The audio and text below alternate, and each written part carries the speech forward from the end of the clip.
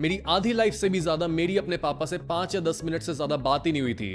पापा काम में इतने ज्यादा बिजी रहते थे कि मुझे ये कोई समझाने वाला ही नहीं था कि एक मर्द किस तरह से अपनी प्रॉब्लम को सॉल्व करता है, वो किस तरह से सोचता है, और मोस्ट इंपॉर्टेंटली एक मर्द की डेली हैबिट्स क्या होनी चाहिए। तो मर्दानगी को लेकर बहुत सारे लेसन्स ऐसे थे जो मुझे खुद ही सीखने पड़े थे। नाउ अगर आपने मेरा कंटेंट देखा है तो आपको ये चीज पता होगी कि मेरा गोल यही होता है कि आप मेरे कंटेंट से कुछ सीखो और फिर आपको ऐसी किसी दूसरी वीडियो को दोबारा देखने की जरूरत भी ना पड़े।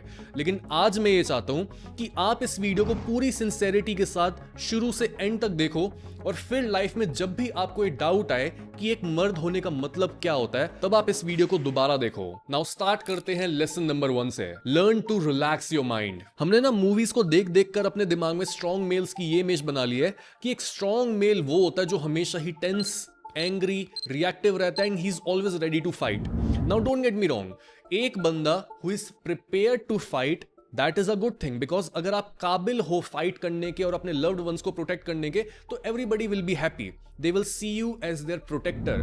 बट अगर आप वो बंदे हो जो हमेशा ही एज पर रहता है, कुछ भी जरा सी बात करने पर आप चिढ़ जाते हो, आप गुस्सा कर देते हो, तो वो आपको ऐसे बंदे की तरह नहीं देखेंगे कि ये लड़ने के काबिल और ये हमें बचा सकता है। वो आपको ऐसे देखेंगे जैसे आप एक लड़ाकू इंसान हो। इसके बजाय एक स्ट्रॉन्ग मेल वो होता है जो तब भी काम रह पाता है जब उसके आसपास का हर कोई अपना काम लूज कर रहा होता है। आजकल आपने देखा होगा ज्यादातर मेल्स क्या करते हैं, सुबह उठते ही आप अपने दिमाग को पॉलिटिकल डिबेट्स, जेंडर वॉर, पता नहीं क्या क्या फीड कर रहे होते हो कि किस लड़की ने आज किस लड़के के लाइफ को डिस्ट्रॉय किया है, किसने किसको काट कर फेंका है, कौन सा बंदा आज नई रील डाल के बैठा है, कौन सा आपका फेवरेट इन्फ्लुएंसर है जिसने आज कुछ नई बात बोली है।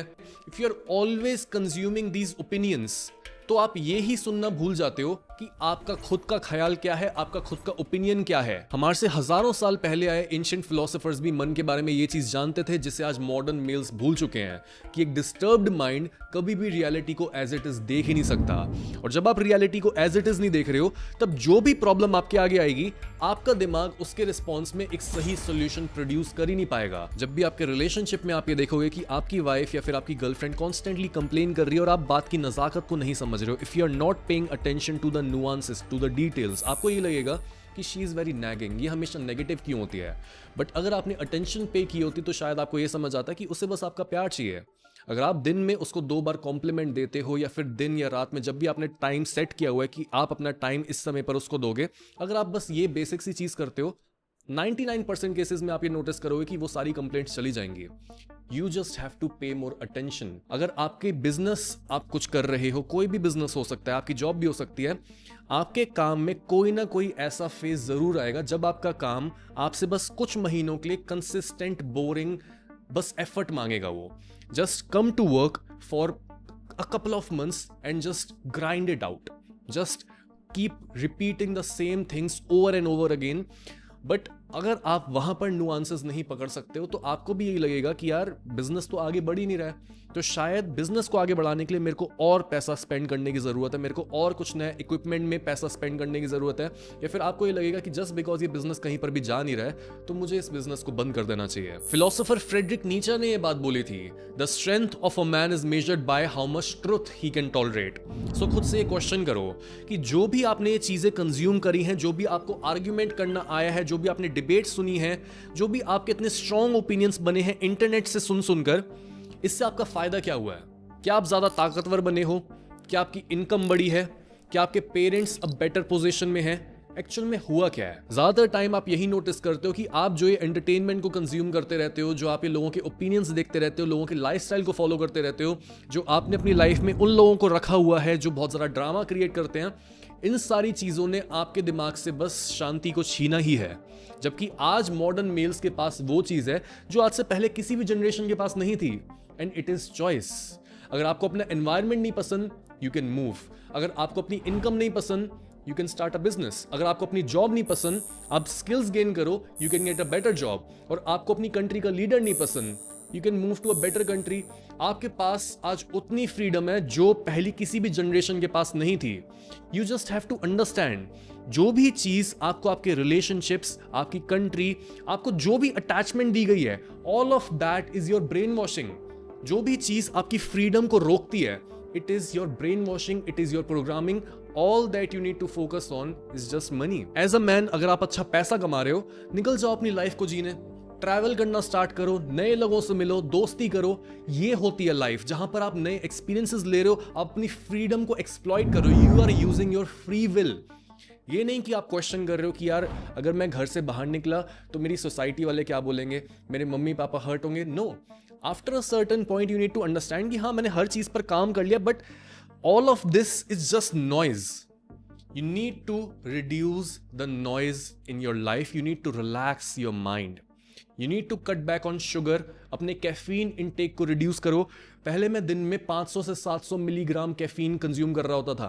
Now this is just 1 cup, maybe 2 cups a day. आपको अपना म्यूजिक को चेंज करना है. अगर आप गाड़ी में ट्रैवल करते हो या फिर अपने ईयरफोन्स में हमेशा ही लाउड म्यूजिक सुन रहे हो, हमेशा ही आपके कानों में कोई चीख रहा होता है, cut that. Because after a certain point आप ही रियलाइज करते हो कि शुगर कंज्यूम करते करते, इतने ज्यादा कार्ब्स कंज्यूम करते करते, कैफीन कंज्यूम करके, लाउड म्यूजिक को सुन के आपके दिमाग में वो जगह ही नहीं बन रही जहां पर एक नया आइडिया आ पाए, जहां पर भगवान बैठ पाए.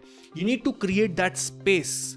जो मन में स्पेस होते, जब मन शांत होता है, जब आप बोलते हो कि I am not thinking about anything, I am just chill, I am just relaxed, that is a divine state. वहां पर आप फील कर पाते हो कि डिवाइन मैस्कुलिन होता क्या है. How do I become a man. उस स्टेट में आपको इस क्वेश्चन का आंसर मिलता है. बिकॉज वहां पर यू फील कि मेरे को किसी को भी इंप्रेस करने की जरूरत ही नहीं है. आई एम वेरी केपेबल, मेरे अंदर बहुत ज्यादा पोटेंशियल है और मैं जो भी चाहूं मैं उस चीज को रियलिटी बना सकता हूं. You have the power of God with in you. That's what you realize जब आप अपने अंदर स्पेस क्रिएट करते हो. इसलिए अपनी लाइफ में अपनी मेंटल पीस को प्रायोरिटी बनाओ. Find beauty and calmness in your life. जो भी इंसान ये बोलता है कि नहीं नहीं ये ब्यूटी और अगली, तुम ये क्या बोल रहे हो, रिच पुअर क्या कर रहे हो, फक देम. हर बंदा जो भी आपकी लाइफ में अननेसेसरी ड्रामा ऐड कर रहा है, आपको गलत डायरेक्शन में मोड़ रहा है, ये वो टाइम है कि आप उन सारे लोगों को अपनी लाइफ से निकालो. Focus on beauty, focus on getting rich and focus on building a new identity जहां पर आपके अंदर स्पेस हो और जहां पर आपका मन टोटली रिलैक्स्ड हो. Number 2, nobody cares about you, you are a man.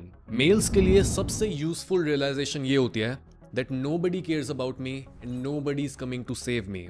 Not because कि दुनिया बहुत ही ज़्यादा क्रूअल है, हर कोई बहुत ज़्यादा सेल्फिश है, बट बिकॉज किसी को भी सेव करने में बहुत ज़्यादा रिसोर्सेज लगते हैं, बहुत ज़्यादा मेहनत लगती है और हर कोई अपने बर्डन्स में ही बहुत ज़्यादा बिजी होता है. इमेजिन करो आपके जो भी गोल्स हैं, मे बी आपको अपने पेरेंट्स के लिए एक घर बनाना है, बड़ी बड़ी गाड़ियाँ लेनी है, बैंक बैलेंस चाहिए और आपको एक अच्छी सी लड़की चाहिए जिसके साथ आप सेटल डाउन कर सको. नाउ क्वेश्चन योरसेल्फ कि क्या दुनिया में कोई भी ऐसा इंसान है जो इन सारी चीज़ों को आपके पास लाने में आपकी मदद कर सकता है? The answer is no. एक इमेच्योर बॉय ये सोचता रहता है कि शायद कभी कोई आएगा जो मुझे सेव करेगा, मे बी मेरी वाइफ, मेरा बॉस, मेरे पेरेंट्स. अगर मैं इनफ नारे लगाऊं या फिर ऑनलाइन जाकर कंप्लेन करूं तो may be government, may be society या फिर मेरी किस्मत. लेकिन एक ग्रोन अप एडल्ट मेल ये समझता है कि help is good but responsibility मेरी खुद की है. तो चाहे हेल्प आए या ना आए, if I am lost I need to keep walking. अगर मैं अकेला हूं, I need to learn social skills. अगर मैं ब्रोक हूं, I need to learn how to make money. अगर मैं वीक हूं, आई नीड टू ट्रेन. वो ये बोलते रहने के बजाय कि कभी कोई आएगा, शायद कोई आए, I am waiting for the best opportunity, वो ये क्वेश्चन करता है कि आज मैं क्या करूं, what do I need to do today. ज्यादातर मेल्स अपनी पूरी लाइफ सफर करते हैं बिकॉज वो ये बिलीव करते हैं कि लाइफ को फेयर होना चाहिए. लेकिन नेचर ने फेयरनेस पर कभी भी ऑपरेट करा ही नहीं है. एक शेर खाना इसलिए नहीं खाता बिकॉज वो खाना खाना डिजर्व करता है, वो खाना इसलिए ही खा पाता है बिकॉज वो हंट करता है. एक पेड़ इसलिए नहीं ऊंचा उठता बिकॉज वो वेदर के बारे में कंप्लेन करता है या फिर वो प्रे करता है कि वेदर अच्छा रहे और मैं ग्रो करता रहूं. वो इतना ऊंचा तभी ग्रो कर पाता है बिकॉज वो अपनी जड़ों को इतना डीप भेजता है कि वो उसके वेट को संभाल पाए और वो सॉइल से ज्यादा न्यूट्रिएंट्स को निकाल पाए. आपको ये रियलाइज और एक्सेप्ट करने की जरूरत है कि much of your suffering will remain invisible. कोई भी नोटिस नहीं करेगा जब आप सुबह उठकर काम कर रहे होगे, कोई भी आपकी सालों की मेहनत या फिर जब आप रात को जागकर काम कर रहे होते हो या फिर जो आपके अंदर सेल्फ डाउट है, जो आप लोनलीनेस फेस कर रहे हो, जो आप ताने सुन रहे होते हो, किसी को कुछ भी नहीं पता होगा. History only remembers victory not preparation. लोगों को आपकी बस सक्सेस दिखेगी, ना कि ये कि आपने उसके पीछे कितनी मेहनत करी. They will only see the results. तो मेल्स के अंदर ये स्किल डेवलप होनी चाहिए कि कि आप खुद के एनकरेजमेंट का सोर्स बन पाओ। आप कभी भी खुद को मोटिवेट करने के लिए लोगों की तालियों पर डिपेंड नहीं कर सकते हो, बिकॉज तालियां अक्सर रिजल्ट्स के बाद आती हैं, ना कि उनके पहले। एज अ मैन आपके अंदर यह बिलीफ होना चाहिए कि मेरी लाइफ चाहे जितनी भी फक्ड अप है वो ठीक हो सकती है, लेकिन बिना सही गाइडेंस के आप और कई साल वेस्ट कर दोगे। इसी प्रॉब्लम को फिक्स करता है बॉय टू मैन, एक ऐसा प्रोग्राम जो उन मेल्स के लिए है जो बहुत बड़े सपने देखते हैं लेकिन उन सपनों पर कंसिस्टेंटली काम नहीं कर पाते हैं, जो हर प्रोजेक्ट की शुरुआत में तो मोटिवेटेड होते हैं और तेजी से काम करते हैं, लेकिन चैलेंजेस के आते ही वो सारा काम रोक देते हैं। आपके जैसे हजारों males boy to man join करने के बाद ऑलरेडी अपनी इन सारी प्रॉब्लम्स को फिक्स कर चुके हैं। इसलिए अगर आप अपना और टाइम वेस्ट नहीं करना चाहते तो अपनी बॉय साइकोलॉजी को जड़ से उखाड़ने के लिए डिस्क्रिप्शन में दिए पहले लिंक पर क्लिक करो। Number 3, be a force for good. Modern दुनिया का एक सबसे अजीब आइडिया यह है कि अच्छा इंसान होने का मतलब यह होता है कि आप बस कोई बुरी चीज नहीं करते हो। अगर आप ये बोलते हो कि मैं झूठ नहीं बोलता, मैं किसी को चीट नहीं करता, बड़ों के आगे बदतमीजी से बात नहीं करता, मैं ड्रग्स नहीं करता, मैं मैस्टरबेट नहीं करता, all of this is nice, but this does not automatically make you a good person. इन सारी चीजों से बस ये पता लगता है कि आप डिस्ट्रक्टिव नहीं हो। दोनों चीजों में बहुत ज्यादा डिफरेंस है। The absence of evil does not automatically prove the presence of good, because कोई भी इंसान 3 पोजीशंस ले सकता है, नेगेटिव, पॉजिटिव या neutral. Negative by definition is very destructive, मतलब आप काम खराब कर रहे हो और आपकी एग्जिस्टेंस इस दुनिया में नेट नेगेटिव है, मतलब आप दुनिया का नुकसान कर रहे हो, आप लोगों को सच से दूर लेकर जा रहे हो। जबकि दूसरी साइड पर पॉजिटिव होने का मतलब यह होता है कि आप प्रोएक्टिव होकर अच्छाई के लिए कुछ काम कर रहे हो। लेकिन न्यूट्रल होने का मतलब यह है कि ना तो आप अच्छाई की तरफ हो, ना ही आप बुराई की तरफ हो, ना आप कुछ डैमेज कर रहे हो और ना ही आप कुछ क्रिएट कर रहे हो। ज्यादातर मेल्स क्या करते हैं, वो न्यूट्रल पोजीशन पर जाकर खड़े हो जाते हैं और वो खुद में ये फील करते हैं that they are being good. You are not being good because आप कुछ भी जाकर क्रिएट नहीं कर रहे हो, आप बस एक कमेंटेटर, एक स्पेक्टेटर हो और आप दुनिया में जो भी देखते हो बस उस पर कमेंट्स पास करते हो। समझो इस चीज को, एक इंसान जो एक्चुअल में अच्छा होता है, he is not just neutral, he is useful. वो ये क्वेश्चन कर रहा होता है कि जिस भी चीज को मैंने छुआ, क्या वो चीज जिस हालत में मुझे मिली थी मेरे छूने के बाद अब वो पहले से बेहतर है, या फिर मेरे छूने के बाद अब वो पहले से भी वर्स हो चुकी है। आप जिस भी रूम में एंटर करते हो तब यही क्वेश्चन होता है कि क्या आपके उस रूम में एंटर करने से किसी के फेस पर एक जेन्युइन स्माइल आई? क्या कोई जो लोनली फील कर रहा था, बस एक बंदे को आप थोड़ी देर के लिए ये फील करा पाए कि अब वो लोनली नहीं है? क्या वहां पर किसी ने ऐसा फील किया कि इतने समय बाद ऐसा हुआ है कि कोई इंसान उनको समझ पाया है? या फिर आप भी उस रूम में बाकी सारे लोगों की तरह एक एक्स्ट्रा बॉडी लेकर चले गए थे और बस उस रूम की जगह घेर रहे थे? हर रोज आपके पास इतनी सारी अपॉर्चुनिटीज आती है जहां पर आप रियलिटी को थोड़ा सा बेटर बना सकते हो, लेकिन ज्यादातर मेल्स उन सारी अपॉर्चुनिटीज को मिस कर देते हैं बिकॉज आप यहां पर रहते हो अपने ख्यालों में। आपको लगता है जस्ट बिकॉज आप किसी को देखकर बुरा फील कर रहे हो, आपकी आंखें भर रही हैं, या फिर आप ये बोल रहे हो कि यार क्या होता है यार दुनिया में, ये नहीं होना चाहिए। आपके बोलने से एक्चुअल में क्या दुनिया में कुछ बेटर हो रहा है? कुछ रियलिटी इंप्रूव हुई? सबसे पहले देखो कि आपके घर में ऐसे लोग हैं जो उन बर्डन्स को कैरी कर रहे हैं जिनको आप देख भी नहीं पा रहे हो।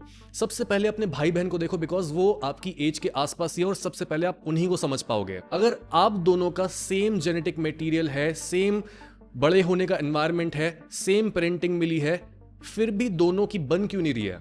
क्या प्रॉब्लम एक्चुअल में? If you really pay attention, आपको यह समझ आएगा कि ओके, हम दोनों की आपस में कोई प्रॉब्लम है ही नहीं, there is something bigger than this. अगर आप अपने पेरेंट्स को देखो, पेरेंट्स आपके अगेंस्ट क्यों ही होंगे, बट अगर बीच बीच में आपको दिखता है कि यार ये मेरे अगेंस्ट हो रहे हैं, ये मेरी बिल्कुल बात को समझ नहीं रहे हैं, ये बिल्कुल नॉनसेंस बात कर रहे हैं, ये मेरे सपनों के अगेंस्ट हैं, you really need to understand only hurt people hurt people.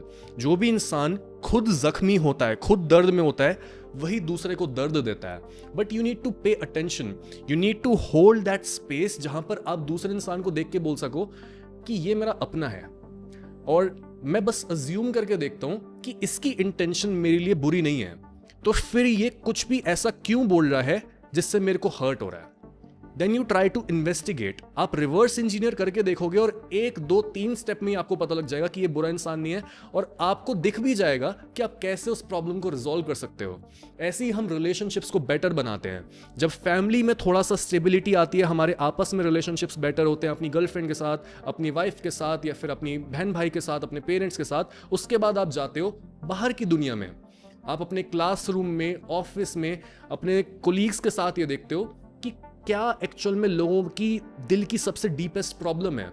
अगर कोई इंसान आपको एक शॉपिंग मॉल में ऐसा दिख रहा है, कोई कैशियर है, he is looking very sad, उसके हाथ पैर में भी स्वॉलन है, उसकी आंखों में आपको उदासी दिख रही है, झाइयाँ आई पड़ी हैं, आंखें लाल हो रही हैं, आपको दिख रहा है कि ये बंदा ढंग से सो भी नहीं रहा है, एटलीस्ट टॉक टू देम। उसको बस ये फील कराओ कि आप देख रहे हो और वो जिस भी चीज से गुजर रहा है, it is getting noticed.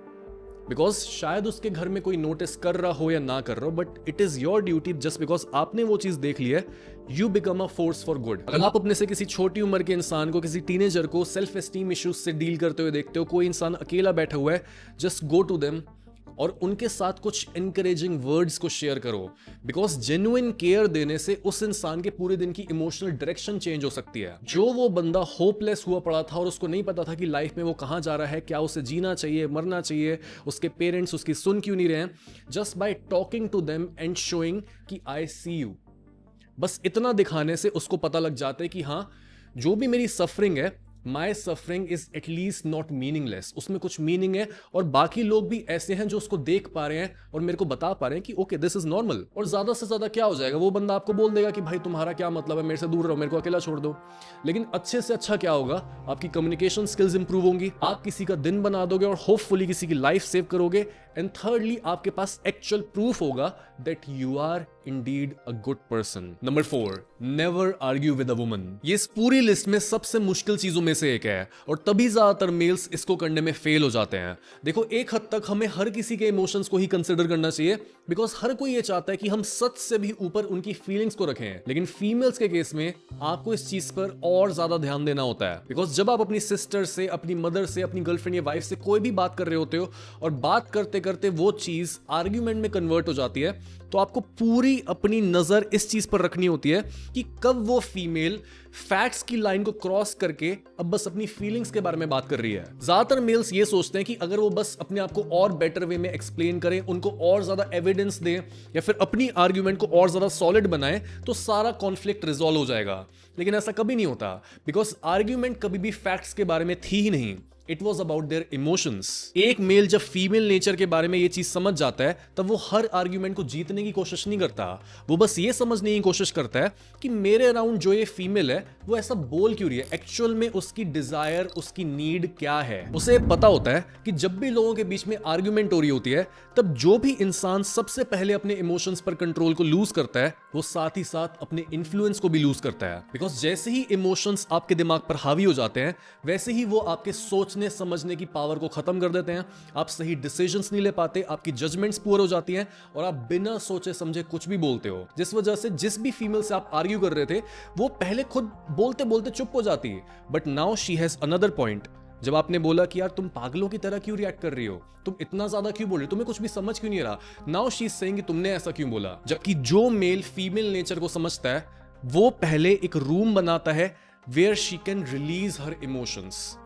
Once उसके इमोशंस सारे डिप्लीट हो चुके हैं, then you can welcome your logic, और वो भी बहुत सटल वे में आपको इंट्रोड्यूस करना होता है। एक मनी प्लांट के बारे में सोचो, आपने नोटिस करा होगा कि जब आपके घर पर मौजूद मनी प्लांट बढ़ रहा होता है और उसकी जो बेल होती है वो लटक के नीचे आने लगती है, तब आपके मम्मी या पापा उस पर धागा बांधते हैं और उसको गाइड करते हैं। They are not forcing anything, because force करने पर वो नई नई जो छोटी सी बेल आई है वो टूट सकती है, और अगर उसको डायरेक्शन ना दें तो वो नीचे लटकती रहेगी, वो कहीं पर भी झूलती रहेगी। बट अगर डायरेक्शन हम दें तो स्लोली वो उसी डायरेक्शन को फॉलो करते करते जहां पर भी हम उसको भेजना चाहते हैं वो वहां पर चली जाती है।